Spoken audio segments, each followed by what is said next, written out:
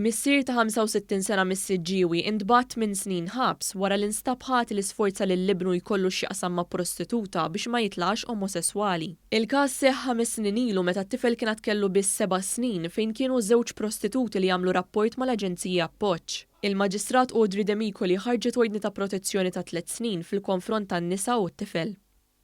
Mohamed Toungaza ta' 39 sena mill-Gambja weħel sentej ħabs wara li ammetta għal akkużi ta' possess u traffikar tal-pjanta tal-kannabis. Fil-qorti ġie nnotat li l-ammont traffikat kien wieħed żgħir, iżda l-ammont traffikat ingħata lil persuni vulnerabbli, fosthom kien hemm persuna li spiċċat għamlet suwiċidju u persuna oħra li kienet għall-kenn f'dar li toffri saqaf lil diversi persuni vulnerabbli. Il-Maġistrat Joseph Mifsud ordna lir-raġel jintbagħat lura l-Gambja wara li skont tas-sentenza.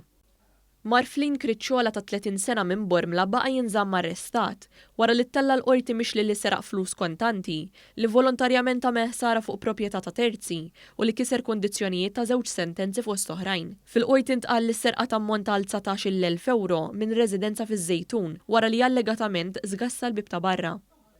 Alexandra Paċ Sande Eboħ, Collins Egwavowen, Marvis Ijeke u Tony Ogbonna baqgħu jinżammu arrestati wara li ttellgħu l-qorti tard it-tnejn filgħaxija mixlija b'ħasil ta' flus. Il-Maltija u l-4 Niġerjani wieġbu mhux ħati għall-akkużi miġjuba kontrihom li jinkludu l-konverżjoni ta' proprjetà li b'xi mod inkisbet minn attività kriminali, li akkwistaw proprjetà li oriġinat minn attività kriminali u li laqgħu fih danhom affarijiet misruqa fost oħrajn. Fil-qorti ġie rrakkuntat kif ftit xhur ilu l-pulizija rċivew rapport mingħand il-vittma fejn qalet li soffriet minn reat li wassal għal numru ta' tranzazzjonijiet li ammontaw il fuq minn 58,000 euro bil-konsegwenza li l-vittma spiċċat b'xejn. Il-pulizija spjegat li l-vittma li hija anzjana kienet daħlet f'relazzjoni virtwali ma' persuna li talaba l-flus u qalilha li hu soldat Amerikan stazzjonat fl-Afganistan u ġej Malta biex jgħix f'pajjiżna.